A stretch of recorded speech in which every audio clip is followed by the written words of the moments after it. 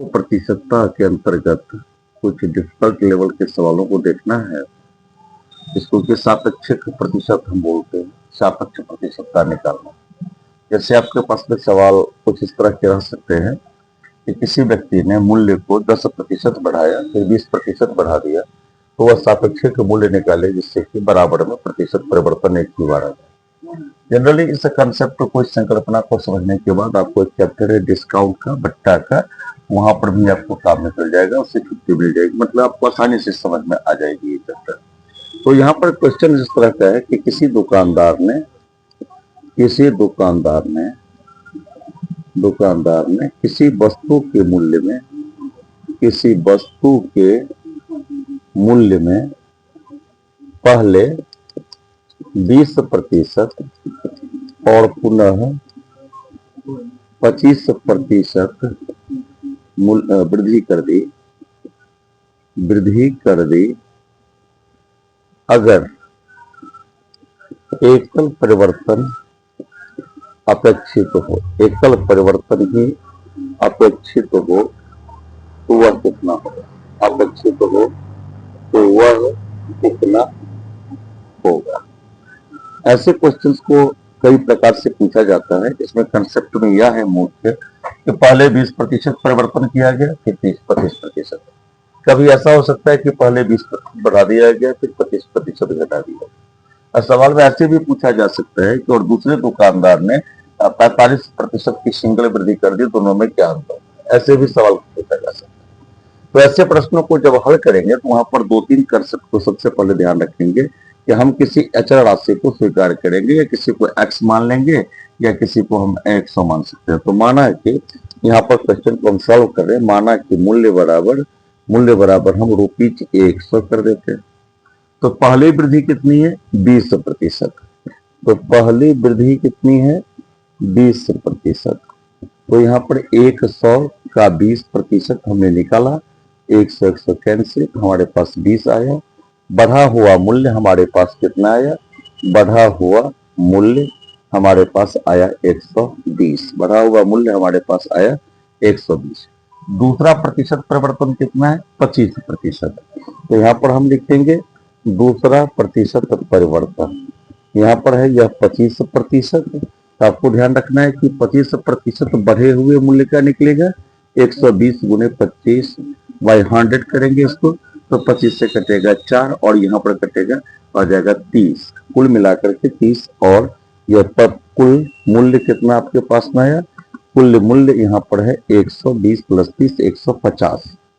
अब हमारे मूल्य, हमारा जो वास्तविक संख्या हमने एज्यूम किया था, माना था, हुआ कितना था 100, बढ़ा हुआ मूल्य कितना है 150। तो अब सवाल हमसे पूछ रहा है कि प्रतिशत परिवर्तन सिंगल में कितना होगा।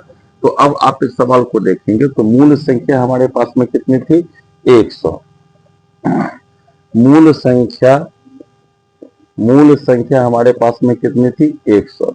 बढ़ी हुई संख्या हमारे पास में कितनी आई, बढ़ी हुई संख्या हुई 150। तो वृद्धि हमारी कितनी हुई, वृद्धि हो गई 150 माइनस 100। यहाँ पर हमारे पास कितना है, 50। तो प्रतिशत परिवर्तन अगर निकालना है तो प्रतिशत परिवर्तन निकालेंगे वृद्धि 50/100 बाई 100, क्योंकि मूल संख्या जो हमारी 100 थे। किसी ने अगर x माना हो, किसी ने 200 माना हो, जो भी जिसका जो मूल संख्या है 100 कट गया तो 50% आंसर।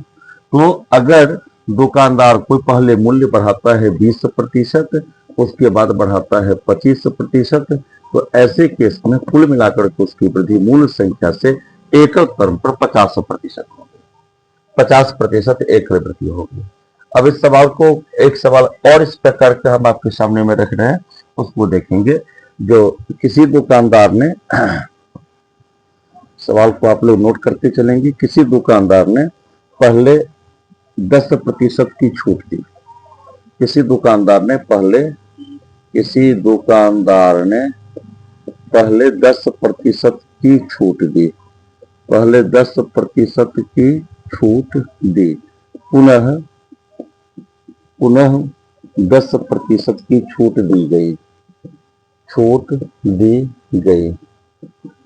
दी गई, वास्तविक प्रतिशत छूट कितना था, वास्तविक प्रतिशत छूट कुल मूल्य पर कितना था, कुल मूल्य पर कितना था, कितना था। अब ऐसे सवाल को हम देखेंगे तो पहले सबसे पहले हम क्या करेंगे कि माना कि मूल्य, पहले वाले जो स्टेप को, पहले वाले चरण में जाएंगे तो सबसे पहले हम लिखेंगे माना कि मूल्य बराबर, मूल्य बराबर हम लिख लेंगे 100। पहला प्रतिशत हमारा कितना है, छूट 10% है, तो पहले लिखेंगे पहली छूट, पहली छूट हमारे पास 10% है, तो फिर इसको निकालेंगे तो 100 गुना 10 बटा 100, 100 कैंसिल, 10 तो छूट दिया गया, यह आ जाएगा माइनस में। अब यहाँ पर वास्तविक बचा हुआ शेष मूल्य कितना बचा, शेष मूल्य हमारे पास बचा 100 माइनस 10 यानी कि 90।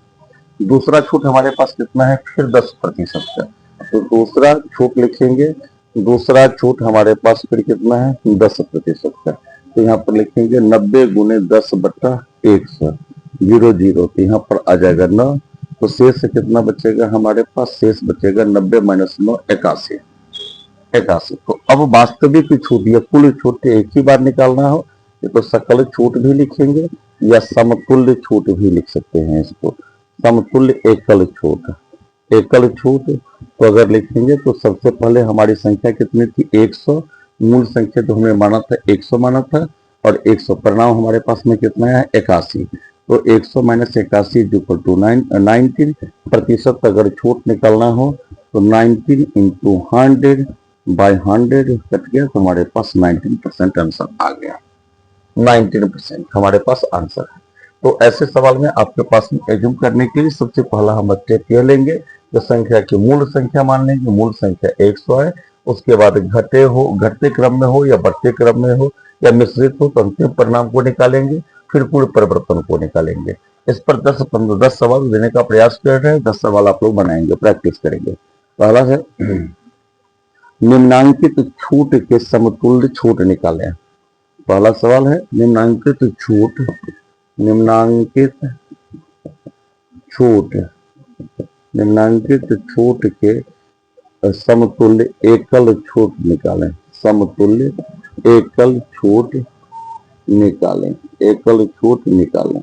पहला इसमें दे रहे हैं 15%, दूसरा 20%, इसके बराबर क्या होगा, बी आपके सवाल बी 20%, 30% और 10%। तीसरा सवाल है 16%, 5% और 4%, 16%, 5% और 4%। चौथा सवाल है 18%, 10% एवं 7%। अब पांचवा सवाल है 19, यहाँ पर दे रहे हैं 19%, 11% और 10%। अब कभी कभी इसमें कंपैरिजन करने का सवाल भी आता है, कंपैरिजन करने का सवाल जहां पर आपको तुलना करना होगा। अब तुलना कैसे करेंगे हम बतला देते हैं। सवाल को हम ऐसे लिख सकते हैं कि किसी दुकानदार ने एक मूल्य पर, किसी वस्तु के मूल्य पर 15% की छूट दी और 20% की छूट दी, जबकि दूसरी दुकानदार ने उसी वस्तु के उसी मूल्य पर एकल छूट 35% की दी। कस्टमर को, किसी ग्राहक को कहाँ लेना अच्छा रहेगा। तो ऐसे सवाल में हम क्या करेंगे, पहले हम उसको एज्यूम कर लेंगे, बिल हमारा निकलेगा 100, तो बिल को मान लेंगे 100, उसमें पहला बट्टा निकालेंगे तो पहली छूट हमारी 15% है, तो 100 में 100 का 15% निकालेंगे तो निकलेगा 100 माइनस 15 आ जाएगा, तो आपके पास बचेगा 85। दूसरा छूट उसको हमने दिया है 20%, तो दूसरा छूट हम देंगे 20%, तो 85 गुने 20 बट्टा 100, ये आ जाएगा 17। अब 85 में से 17 घटने पर ये बचेगा आपके पास 68। यहाँ पर देखेंगे कि 68 रुपए में वो सामान पहला दुकानदार दे रहा था और ये 35%, दूसरे दुकानदार 35% की छूट दे रहा था, तो कुल मिलाकर के वो 65 रुपए में दे रहा था। तो आप देखेंगे कि दुकानदार से, ग्राहक को दूसरे दुकानदार से सामान लेना अच्छा रहेगा। तो ऐसे इसी तुलना के क्रम में कई क्वेश्चन इस तरह के आते हैं, 3-4 क्वेश्चन हम इस पर आपको दे रहे हैं, 3-4 क्वेश्चन को सॉल्व कर लेंगे आप लोग, ताकि वहां से भी आपको एक अच्छी कंसेप्ट, अच्छी संकल्पना आपकी बन जाए। इस सवाल को नोट करने के बाद हम नेक्स्ट सवाल को 3-4 क्वेश्चन लिखवा रहे हैं, 3-4 क्वेश्चन को आप लोग बना लेंगे ताकि आपकी प्रैक्टिस, आपकी संकल्पना प्रतिशत के संबंध में अच्छी बन जाए। तो सवाल आप लोग नोट करेंगे, एक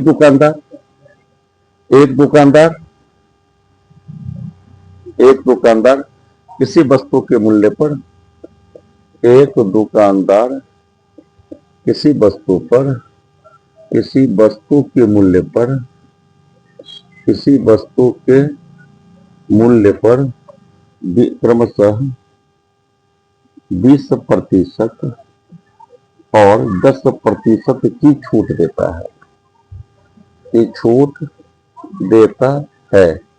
और दूसरा दुकानदार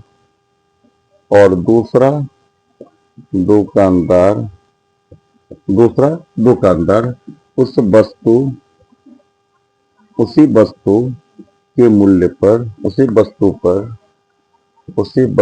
पर 30% की छूट देता है, 30% की एकल छूट देता है, एकल छूट देता है। ग्राहक को किस दुकान से या किस दुकानदार से सामान लेना अच्छा रहेगा। एक सवाल और आपके पास में, एक सवाल और प्रस्तुत कर रहे हैं। ये सवाल है, एक दुकानदार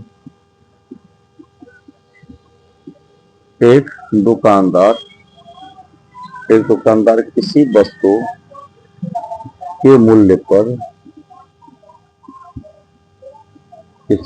के मूल्य पर 20% एवं X% की छूट देता है, तो यह पता चलता है कि उसका कुल समतुल्य एकल छूट 32% के बराबर है, 32% के बराबर है। तो x का मान निकालें। इस सवाल का स्टेप देखेंगे। किसी वस्तु के मूल्य पर 20% एवं X% की छूट मिलती है, तो सबसे पहला 20% की छूट निकालेंगे तो 80 आ जाएगा, और उसको समतुल्य छूट मिलती है 32% की। तो समतुल्य छूट इसका 32 है, तो 100 में से 32 अगर घटाएंगे तो ये आपके पास तो 68 आएगा। अब ध्यान रखना है कि 80 रुपए के वस्तु को 68 रुपए के लेवल तक पहुंचाना है, यानी कि 12% का छूट। यहाँ पर 80 में से कितना कम किया गया है, तो 12 निकालना है। 80 का कितना प्रतिशत 12 है, क्वेश्चन ये है। 80 का X% इक्वल टू 12। तो अब इसमें X का मान आसानी से निकाल सकते हैं, तो दूसरा सवाल भी आपके पास बन जाएगा। कभी कभी इस दोनों सवाल का आपको प्रैक्टिस कर लेंगे, अच्छे से प्रैक्टिस कर लेंगे। उसके बाद हम इसके बाद कभी कभी कुछ क्वेश्चन ऐसे होते हैं जिस क्वेश्चन में प्रतिशत परिणाम का अध्ययन किया जाता है। प्रतिशत परिणाम में जैसे क्वेश्चन को देखेंगे, जो एक के प्रतिशत परिवर्तन से दूसरा भी प्रतिशत परिवर्तन हो जाता है। यद्यपि इस अर्थशास्त्र के नियम भी लागू होते हैं, जो उपभोग करने वाली चीजें हैं, जिसका आप उपभोग करते हैं, उसको 3 कैटेगरी में बांटा जाता है। कुछ ऐसी चीजें हैं जिसमें मूल्य वृद्धि का रूल लागू नहीं होता है, कुछ ऐसी चीजें भी है जिसमें कि मूल्य वृद्धि का रूल आता है, मतलब मूल्य में वृद्धि करने के बाद मांग में कमी आ जाती है। कुछ में स्थानापन्न चीजें लागू हो जाती है, कुछ में कोई प्रभाव नहीं पड़ता है। तो अब आप देखेंगे उपभोग वाली चीज पर सवाल में, प्रैक्टिकल लाइफ में भी ऐसे क्वेश्चन आप लोगों के सामने में आएंगे कि अगर चीनी के मूल्य में 20% की वृद्धि कर दी जाए, तो उपभोक्ता अगर 10% की ही कमी करता है, तो उसके खर्च में क्या परिवर्तन आएगा या नहीं आएगा। इस तरह के क्वेश्चन नहीं। जैसे क्वेश्चन हम दे रहे हैं, उपभोग से रिलेटेड क्वेश्चन है। अगर चीनी के मूल्य में 20% की कमी हो जाए, 20% की कमी हो, तो उपभोक्ता कितने प्रतिशत की कमी की वृद्धि अपने उपभोग में करे कि उसका कुल खर्च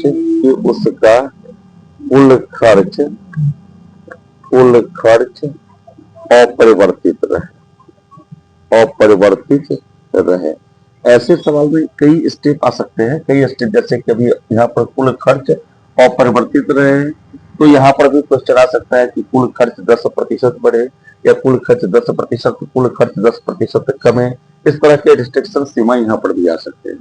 तो पहले एक सवाल की संकल्पना को हम लोग समझ लेते हैं, अन्य सवाल भी आसानी से बनते चले जाएंगे। इस सवाल को गौर से जब पढ़ेंगे तो आपको दो स्टेप नजर आ जाएंगे। जो अगर चीनी के मूल्य में 20% की कमी होती है, चीनी के मूल्य में, तो उपभोक्ता कितने प्रतिशत की वृद्धि अपने उपभोग में करे। मतलब चीनी का मूल्य भी अलग स्टेप है और एक हमारा चरण है उपभोक्ता का खर्च। उपभोक्ता का खर्च तो प्रारंभिक स्थिति में जब हम लोग एज्यूम करेंगे तो दो स्थितियों को देखेंगे। माना कि पहला स्टेप लिखेंगे चीनी के मूल्य पर, तो माना कि चीनी का प्रारंभिक मूल्य, चीनी का प्रारंभिक मूल्य हम मान लेते हैं रुपीज 101 केजी, मतलब 1 केजी का मूल्य रुपीज 100 है। 1 केजी का मूल्य 100 रुपये है और उपभोक्ता चीनी के खर्च 100 केजी का कर भी रहा है और चीनी का उपभोग बराबर भी हमने मान लिया 100। तो कुल खर्च जो उपभोक्ता का आया तो 100 गुने 100, कुल व्यय जो उपभोक्ता का आया 100 गुने 100, यानी कि एक 1 वहां पर कर दिए इसको। तो उसके बाद आपके पास में कुल खर्च यहाँ पर आ गया। कुल खर्च यहाँ पर आ गया आपके पास में। इकाई दहाई सैकड़ा के बाद आगे लिखने की शैली के हिसाब से लिख रहे हैं। इकाई दहाई सैकड़ा के बाद तो आपके पास में ये 10,000 रुपीज आए, 10,000 रुपए। अब इसका कुल खर्च हो गया। अब हम सवाल के स्टेप को समझ रहे हैं कि चीनी के मूल्य में 20% की कमी हो, यानी कि चीनी का मूल्य कम हो गया है। तो चीनी का नया मूल्य अगर निकालते हैं, चीनी का नया मूल्य तो 100 पहले था, उसमें 20% की कमी हो गई तो 100 गुने 20 बटा 100, 100 कैंसिल, यानी कि 80 रुपये पर केजी। अब यहाँ पर सवाल में है कि चीनी का जो कुल खर्च है अपरिवर्तित है, तो यहाँ पर उसको खर्च करना है 10,000 ही, 10,000 रुपीज उसको खर्च करना है। अगर यहाँ पर सवाल में रहता कि चीनी के खर्चे में 10% की वृद्धि हो जाए तो 10,000 का 10% निकाल के हम जोड़ देते हैं, या चीनी के खर्चे में 10% की कमी आ जाए तो उस पर निकाल देते 10,000 माइनस 10% कर देते। मतलब जो भी परिवर्तन रहता हम उस परिवर्तन को सापेक्ष यहाँ पर करते। हमारा यहाँ पर क्वेश्चन में परिवर्तन नहीं है तो हम इसको 10,000 मानेंगे। तो अब 10,000 की जगह पर हमको देखना है कि चीनी के नए मूल्य पर चीनी की कुल मात्रा कितनी आएगी। तो लिखेंगे अब चीनी की मात्रा नए मूल्य पर ब्रैकेट में कर देते हैं, नए मूल्य पर। तो हम खर्च कितना कर रहे थे, रुपीज 10,000। तो रुपीज 10,000 बाई कितना था, चीनी का मूल्य कितना था, अब रुपीज 80, 1 केजी का। तो 80 रुपए से भाग देते हैं उसमें। अब आपके पास 0 कट चुका है और यहाँ पर बचेगा 125। तो पहले हम खर्च कितना कर रहे थे, 100 केजी, अब कितना खर्च कर रहे हैं, 125 केजी। तो खर्च में हमने वृद्धि की है, तो खर्च में वृद्धि निकालेंगे, खर्च में वृद्धि। तो खर्च में वृद्धि निकालेंगे तो 125 हमारा है, और अभी अगर निकालेंगे तो 125 अभी वर्तमान का हमारा है, और पहले हम कितना कर रहे थे, 100 केजी, यानी कि 25 केजी हमने खर्च को बढ़ाया है, उपभोग को 25 केजी बढ़ाया है। अब इसका प्रतिशत परिवर्तन अगर आपको निकालना है तो प्रतिशत परिवर्तन 25 जो हमने बढ़ाया है, 25 गुने 100 बाई 100, तो 100 कट गया तो 25%। अर्थात क्वेश्चन का आंसर कुछ इस तरह का है कि अगर चीनी के मूल्य में 20% की कमी आ जाए तो चीनी के उपभोग में उपभोक्ता को 25% की वृद्धि करनी पड़ेगी ताकि उसका कुल खर्च अचल रहे, तो उसके कुल खर्च में किसी भी प्रकार का परिवर्तन न हो। इस पैटर्न पर हम 5 से 7 सवाल देंगे, क्योंकि इस कंपटीशन में तरह के क्वेश्चन कई बार पूछे जाते हैं। इस पर आप अच्छी प्रैक्टिस करेंगे आप सारे आदमी, और कमेंट सेक्शन में जाकर के जिसको सॉल्यूशन की जरूरत हो या आंसर को वेरीफाई करने की जरूरत हो लिखे, आपके पास पहुंच जाएगा, आपकी मेल पर मिल जाएगा। तो अब यहाँ पर क्वेश्चन हम दे रहे हैं, क्वेश्चन को नोट करेंगे आप लोग। चीनी के मूल्य में 10% की कमी होने पर, चीनी के मूल्य में 10% की कमी होने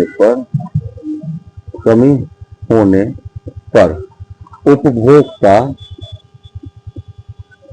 अपने खर्च को अचल रखते हुए अचर रखते हुए उपभोग की मात्रा में कितने प्रतिशत की वृद्धि कर सकता है, वृद्धि कर सकता है। एक प्रश्न। दूसरा प्रश्न, चीनी के मूल्य में 20% की वृद्धि हुई। उपभोक्ता अपने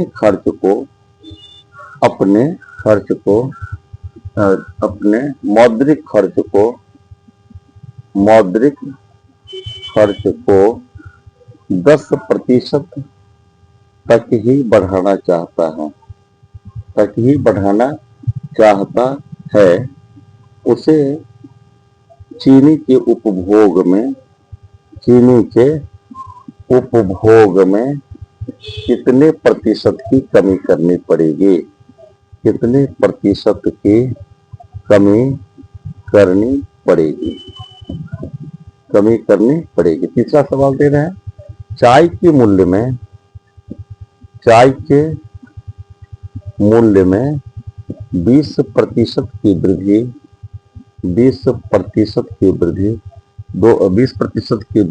देखी गई। 20% की वृद्धि देखी गई, जबकि एक उपभोक्ता चाय संबंधी मौद्रिक खर्च को 30% कम करना चाहता है। उसे अपने उपभोग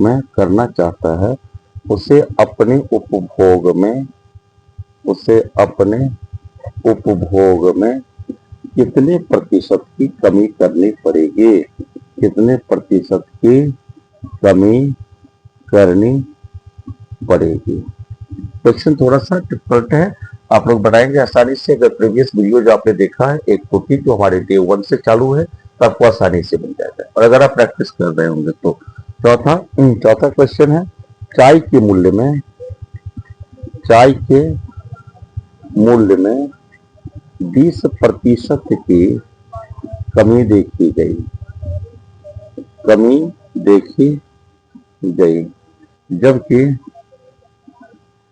एक उपभोक्ता के घर में चाय के खर्च में 30% की वृद्धि हो गई। 30% की वृद्धि हो गई। क्या उपभोक्ता का मौद्रिक खर्च परिवर्तित हुआ?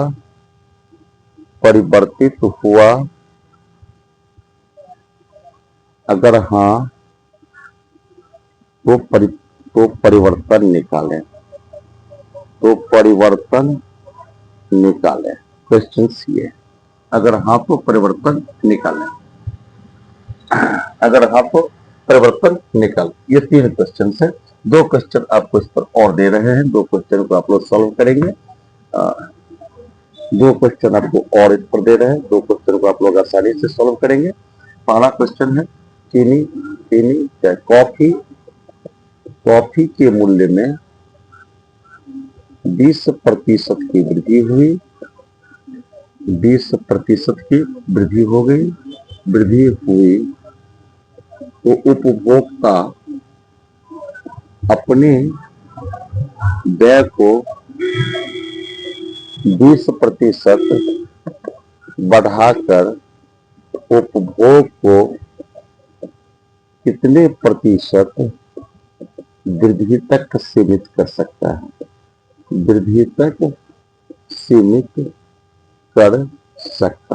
है? ये चौथा क्वेश्चन था। 5वां क्वेश्चन आपके पास नॉर्मल रहेगा। 5वां क्वेश्चन एक सामान्य क्वेश्चन देते हैं, थोड़ा सा बहुत ही आसान क्वेश्चन इस समूह में, इस ग्रुप में सबसे आसान क्वेश्चन दे रहे हैं। पासमा का पहला क्वेश्चन आपके पास में, पासमा का क्वेश्चन आपके पास में दे रहे हैं, गेहूं के मूल्य में 20% की वृद्धि हुई, 20% की वृद्धि हुई तो उपभोक्ता अपने खर्च को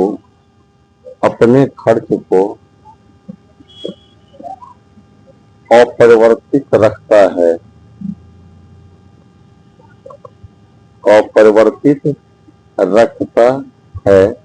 तो उसके मौद्रिक खर्च में कितना प्रतिशत परिवर्तन आएगा, कितना प्रतिशत परिवर्तन आएगा। इस क्वेश्चन को आप लोग देखेंगे, ये 5 क्वेश्चन से 5 क्वेश्चन को आप लोग बनाएंगे। इसको नोट डाउन करें, 5 क्वेश्चन है।